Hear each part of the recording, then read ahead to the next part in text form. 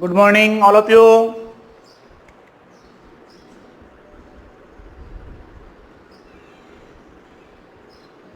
फिर अपन बात कर रहे थे, अपना टॉपिक जो नया शुरू कर रहे थे वो था छोटी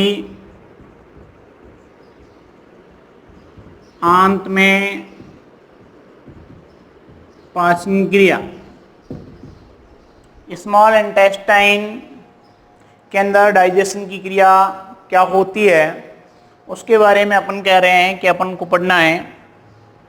इससे पहले हमने मुख कहें या मुख गुहा कहें, आमाशय कहें, उन दोनों के अंदर पढ़ा, जिसमें स्टार्च कहें या कार्बोहाइड्रेट का डाइजेशन, और दूसरी बात रहेगी प्रोटीन के पाचन से संबंधित।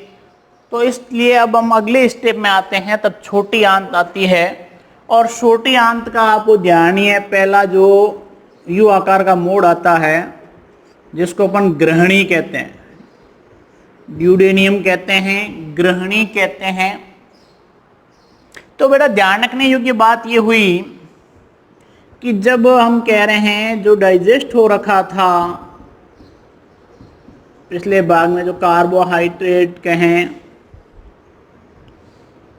कार्बोहाइड्रेट की बात करें, और साथ में अपन बात करें अपने इसकी प्रोटीन की, तो प्रोटीन एंड कार्बोहाइड्रेट या फिर कहें स्टार्च कहें, ये एक तरह से जो भी डाइजेस्ट हो रखा था मुगवा और अपने इसमें आमाशय में, वो धीरे धीरे किस में आने लगा? ग्रहणी में। किस में आने लगा? ग्रहणी में। तो ग्रहणी में जब अपन कहते हैं, वैसे आपको ध्यान ही होगा कि ग्रहणी के अंदर एक अग्नाशय रस और एक पित्त रस दोनों आते हैं। अग्नाशय रस और पित्त रस दोनों का समावेश अपन कहते हैं ग्रहणी में होता है। इसलिए साथ में अपन कह रहे हैं ग्रहणी के अंतर्गत कहें तो बुर्नर ग्रंथियां होती है। क्या होती है? बुर्नर ग्रंथियां होती है। और आपको ध्यान होगा जो हम बात कर रहे हैं जिस आंतररस की, उस आंतररस की जिसकी बात कर रहे हैं उसके अंदर अपन कह रहे हैं ये सारी तरल होता है।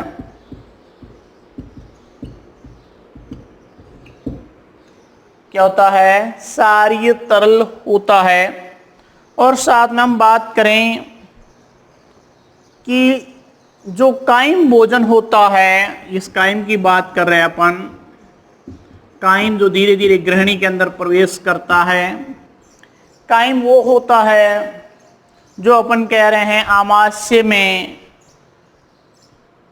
से आगे जब भोजन बढ़ता है और ग्रहणी में प्रवेश करता है, तो वो जो भोजन रहता है, जो पचित भोजन रहता है, उसे कायम कहा गया है।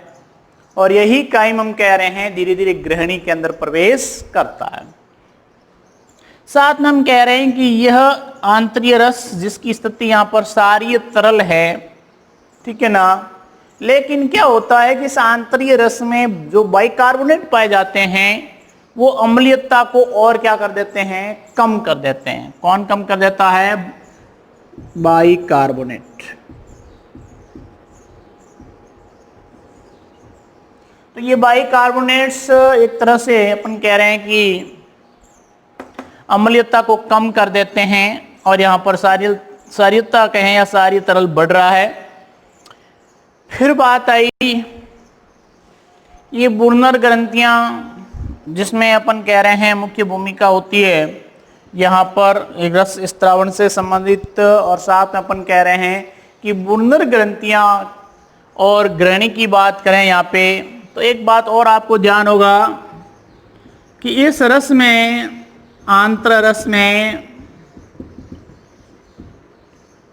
मुख्यतः हम कहें कोई पाचक एंजाइम नहीं पाया जाता।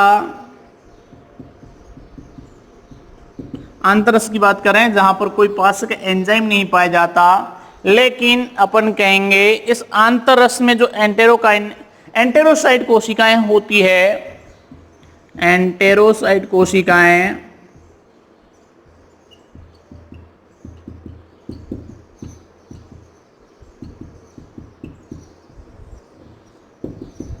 ये एंटेरोसाइट कोशिकाएं जो बेटा मुख्यतम कहें तो आपको ध्यान में होगा कि ये कोशिकाएं जिसमें पाचक एंजाइम्स होते हैं, ये कोशिकाएं पाचक एंजाइम को सक्रिय करती है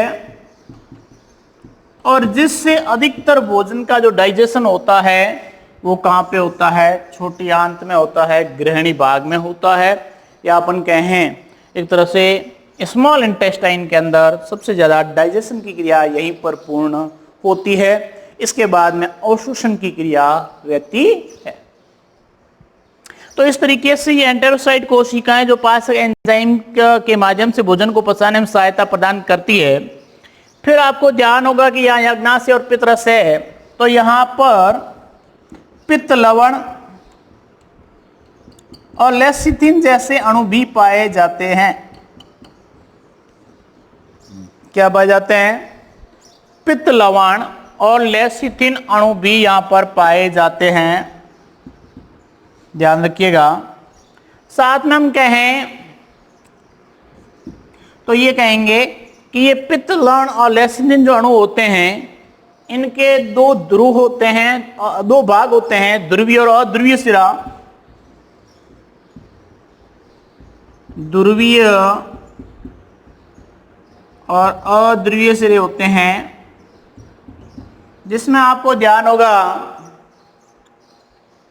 अध्रुवीय जो सिरा होता है ना, ये अपन कहते हैं कि वसा के अंदर कहें तो ये धीरे धीरे क्या है? गल जाता है, लेकिन ध्रुवीय सिरा जल में विलय होता है, ठीक है ना। तो यहां पर हम आसानी से कह सकते हैं, है ना, क्या कह सकते हैं कि पित्त प्लस वसा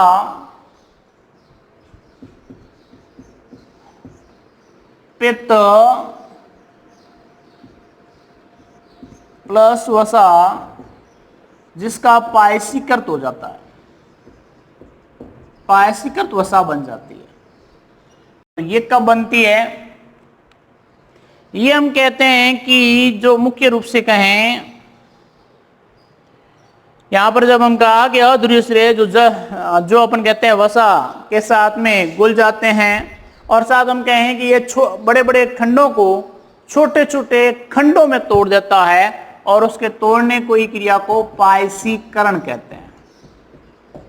क्या कहते हैं? पायसीकरण करते हैं। तो ये पित्त के साथ में मिलने से वसा का पायसीकरण हो जाएगा और पायसीकृत वसा प्राप्त हो जाती है, ठीक है ना। इसके बाद जब हम आगे की बात करें तब आपको ध्यान होगा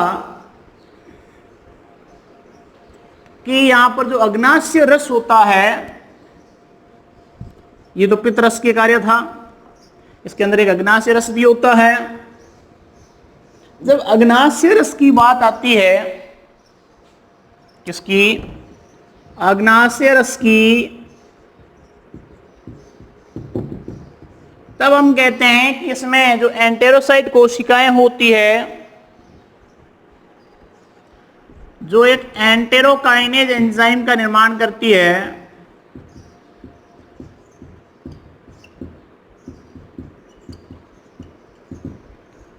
जिसमें कई सारे जो एंजाइम्स होते हैं उनको सक्रिय करने की भूमिका निभाते हैं। और अग्नाशय रस के अंदर आपको ध्यान ही होगा ट्रिप्सिनोजन,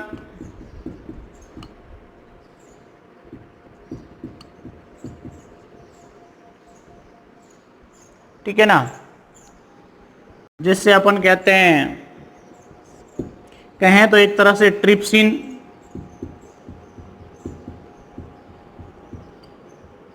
फिर अपन कहें काइमो ट्रिप्सिनोजन, तो काइमोट्रिप्सिन,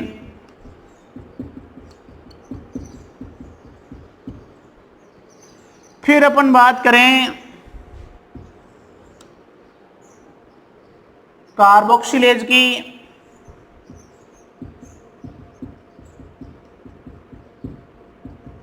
इलेस्टस,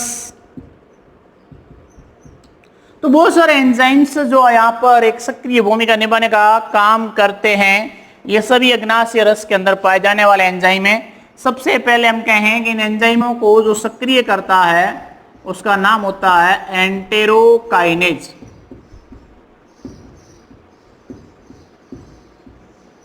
एंटेरोकाइनेज एंजाइम जिसकी उपस्थिति में ट्रिप्सिनोजन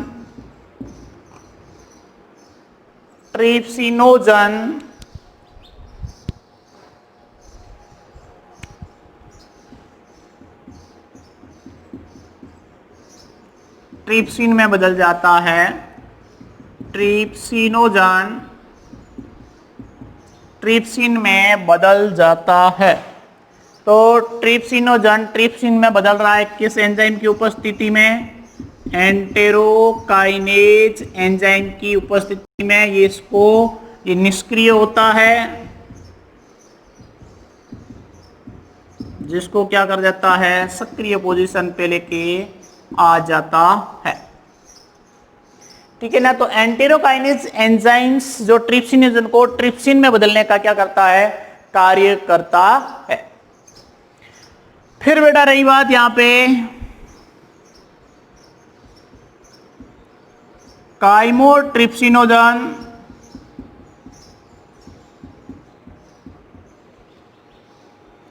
प्रोकार्बोक्सिलेज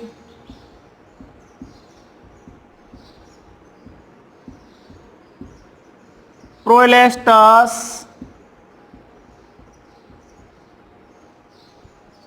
ये अपन कहते हैं कि एक तरह से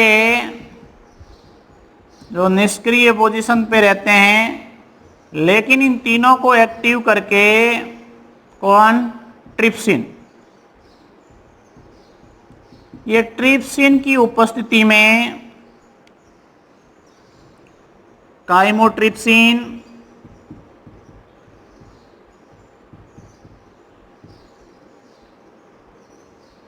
और कार्बोक्सिलेज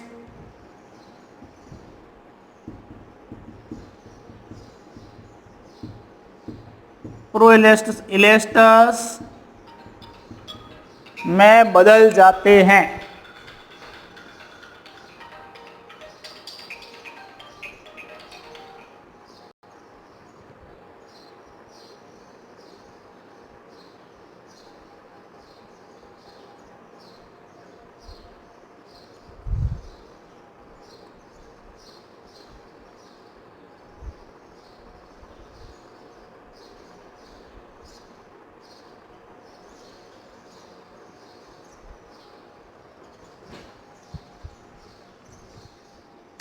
तो ध्यान रखना यह है कि काइमोट्रिप्सिन में, कार्बोक्सिलेज में, एलेस्टस में बदल जाते हैं। फिर यह बात ध्यान रखने योग्य ये हुई कि ये जो तीनों कंटेंट इसमें बदल गए हैं, तो फिर हम बात करें कि जो प्रोटीन का आंशिक पाचन हुआ था आमाशय में, तब अपन ने कहा वहां पर बन रहे थे प्रोटियोज, पेप्टॉन,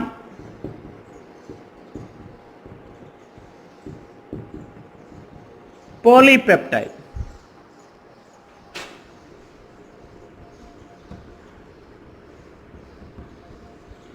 तब ये ध्यान रखने योग्य बात हुई कि प्रोटियोज, पेप्टॉन और पॉलीपेप्टाइड ये तीनों ही अब बदल जाएंगे। ये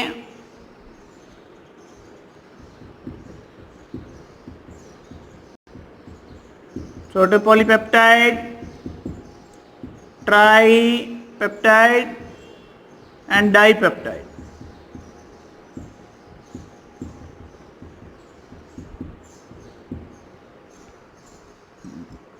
ठीक है ना। ट्राई एंड डाई एंड छोटी पॉलीपेप्टाइड हो गया, लेकिन ये किसकी उपस्थिति में हुआ? ये होगा अपने काइमोट्रिप्सिन की उपस्थिति में। काइमोट्रिप्सिन काइमोट्रिप्सिन की उपस्थिति में,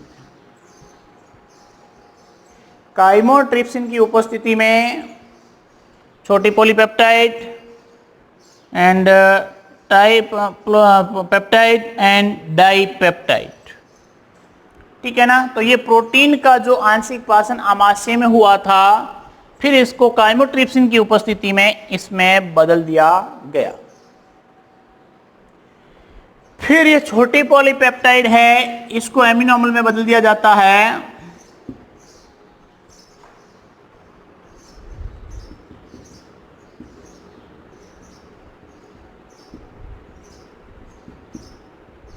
छोटी पॉलीपेप्टाइड को अमीनो अम्ल प्लस डाइपेप्टाइड में बदल जाता है, किसकी उपस्थिति में? कार्बोक्सिलेज की उपस्थिति में। कार्बोक्सिलेज की उपस्थिति में ये एमिनो अम्ल प्लस डाइपेप्टाइड में बदल जाता है। इसी तरीके से हम कहें, और रिलेस्टेड जो होता है वैसे ये एक तरह से हम कहें जो मुख्य रूप से वसा के अणु को कॉम करने का कार्य करता है। और रही बात यहाँ पर डीएनए और आरएनए की, तो आपको ध्यान होगा डीएनए और आरएनए जो न्यूक्लियोटाइड में बदलते हैं,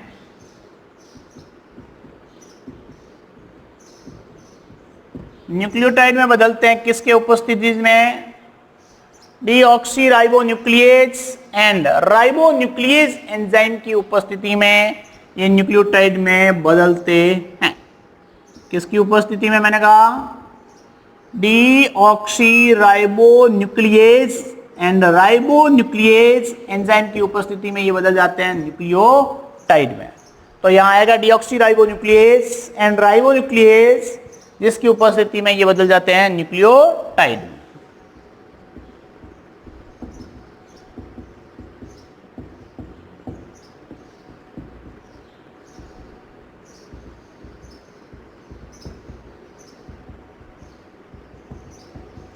ठीक है ना।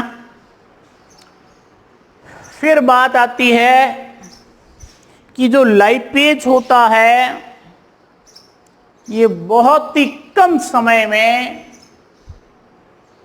वसा का पायसीकृत करने में काम करता है। ट्राइग्लिसराइड को एक तरह से कहें या अपन वसा की बात करें तो वसा को जो पायसीकरण कर रहा है ना, ये जो पायसीकरण करने का जो काम करता है बहुत ही कम समय में करता है। कौन? लाइपेज, ठीक है ना। अब रही बात यहां ये किस में करता है? वसीय अम्ल प्लस 2 मोनोग्लिसराइड में। इसको मैं यहां से हटा देता हूं। पायसीकरण हुआ किसके ऊपर? लाइपेज में। पायसीकृत वसा को किसमें बदल दिया? वसीय अम्ल प्लस 2 मोनोग्लिसराइड में।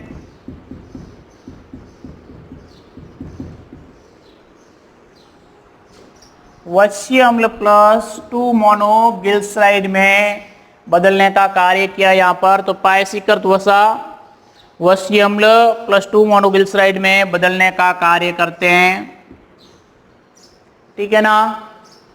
अब रही बात यहां पे, तो हम कहेंगे कि आंत्र में या आंत की बात करें तो आपको बताऊं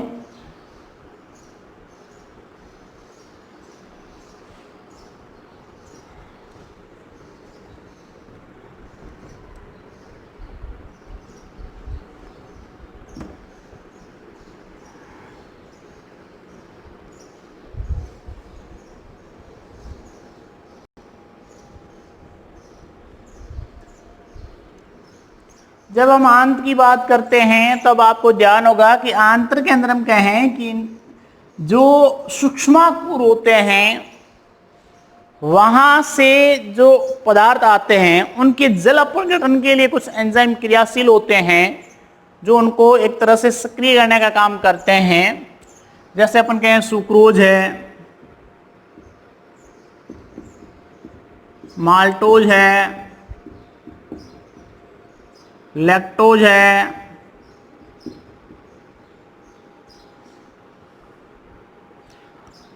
तो कहीं ना कहीं सुक्रोज है वो सुक्रेज एंजाइम की उपस्थिति में ग्लूकोज प्लस फ्रक्टोज में बदलने का क्या करता है, कार्य करता है। फिर बात आई माल्टोज की, तो माल्टोज से ग्लूकोज प्लस ग्लूकोज में बदलता है, किसकी उपस्थिति में, माल्टेज एंजाइम की उपस्थिति में।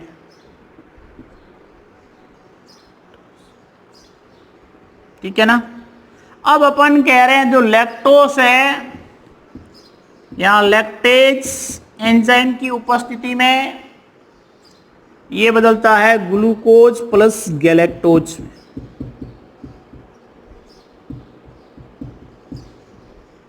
ठीक है ना। तो ये ध्यान रखने योग्य बात थी कि लैक्टोज जो ग्लूकोज प्लस गैलेक्टोज में बदलता है।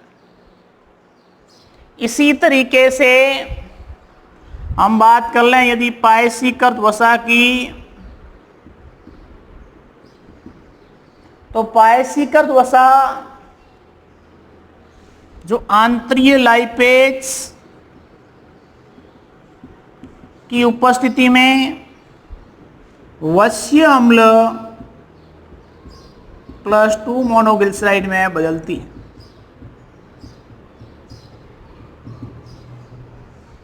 ठीक है ना। इसी तरीके से जो डाइपेप्टाइड है, जो डाइपेप्टिडेज एंजाइम की उपस्थिति में